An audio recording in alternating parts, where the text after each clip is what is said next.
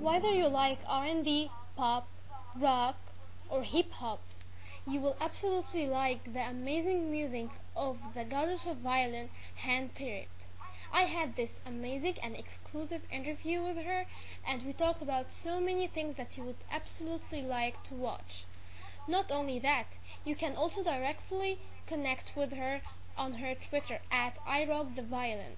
Watch this interview and let us know what do you think and join our discussion, and Hanne-Berit will answer you herself.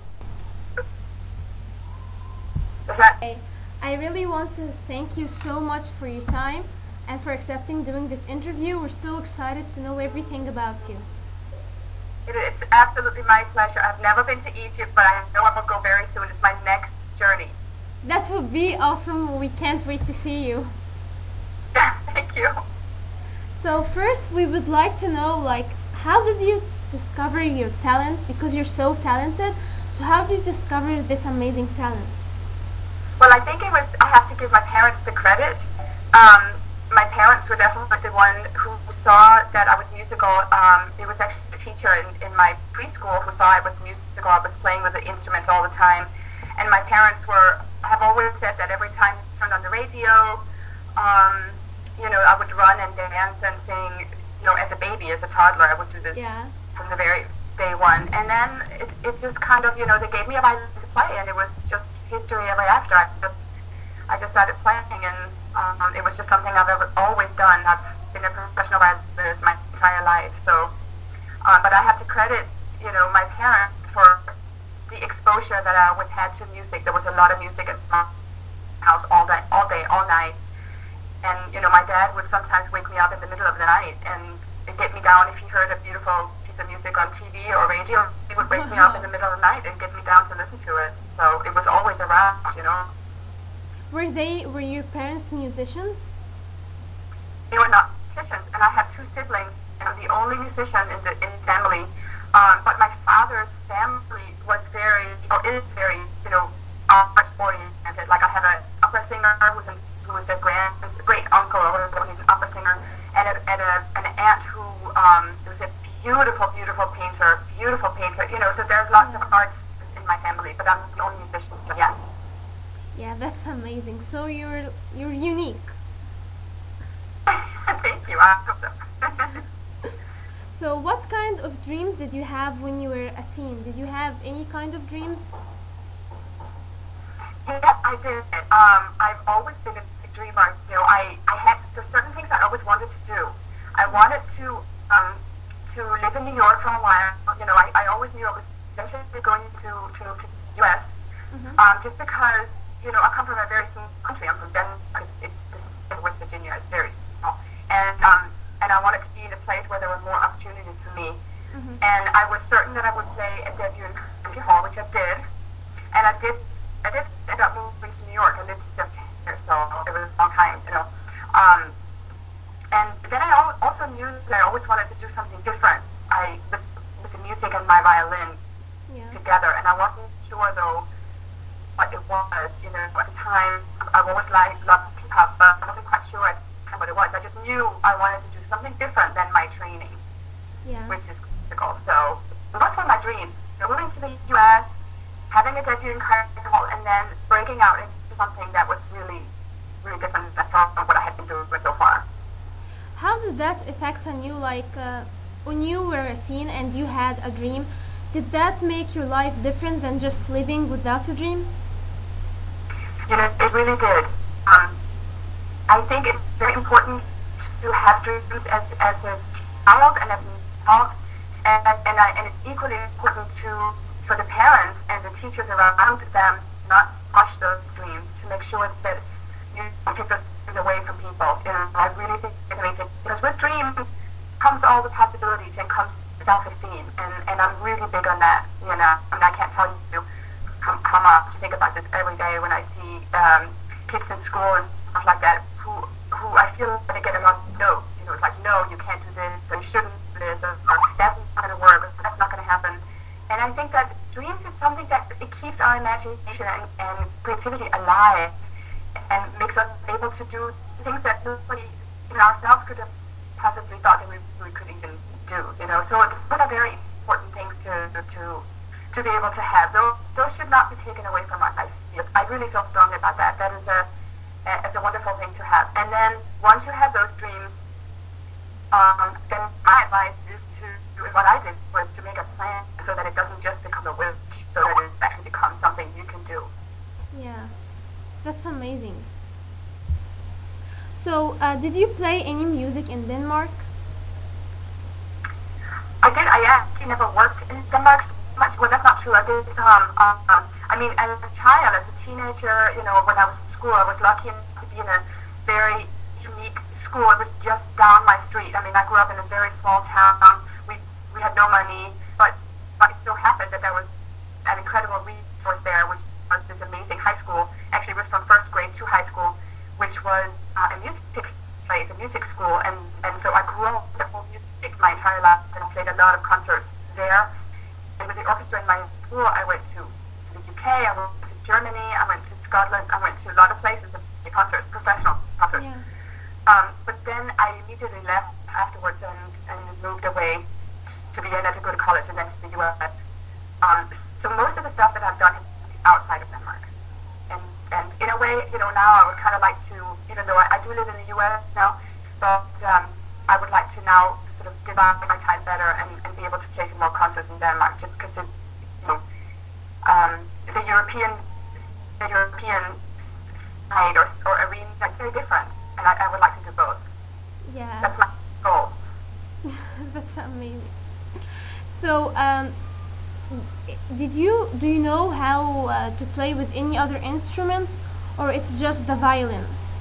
It's just the violin. I don't know how to play it. I mean, I can play piano for a second, but nothing really. I regret that. I wish I had practiced my piano better. I did play both from it, but it's just, I had practiced so much in the violin that, when I was done with my own practicing, it was the last thing I wanted to do was to do another instrument also, but yeah, so that it's just the violin. But actually you're very good with it. Thank you. So what kind of music inspires you? This is interesting because to me, music is music. I love music that plays with the soul and heart, and I don't care if it's Bach, Mozart, Beethoven, Tupac, Yeah. Hip hop or soul or R&B. I listen to it all, and I really do, and I try to play it all. I love reggae.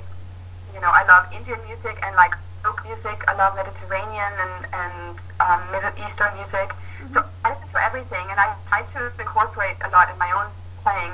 Right now, I have done hip hop and classical, lots and lots of Broadway. I am on a lot of CDs with other people, like R&B people, soul. I played lots of tracks in their stuff.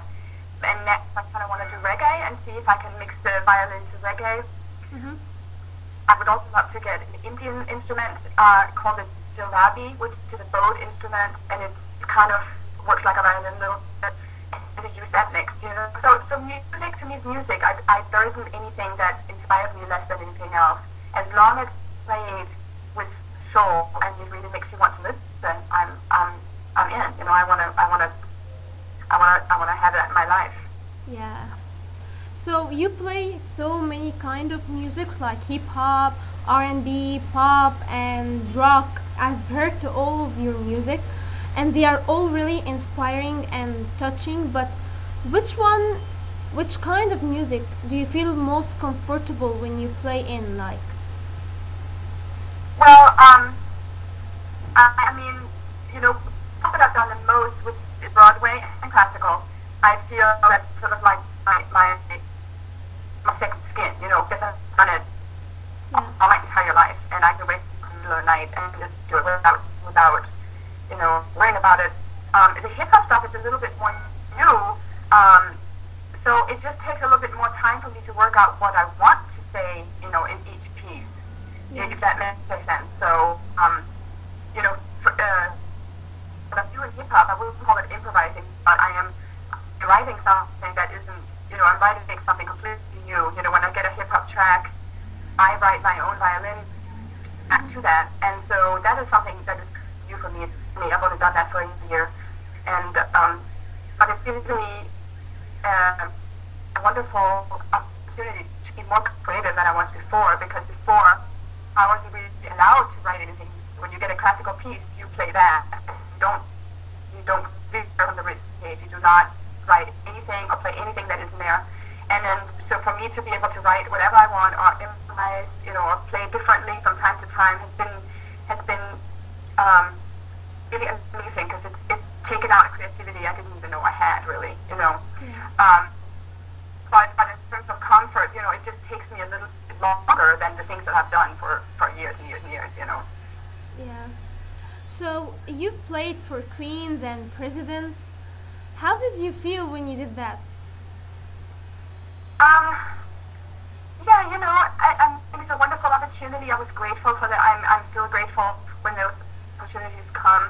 But I would say that I put just as much of my heart into it when I do kids or when I play for anybody else. It shouldn't really be any different. But it's been.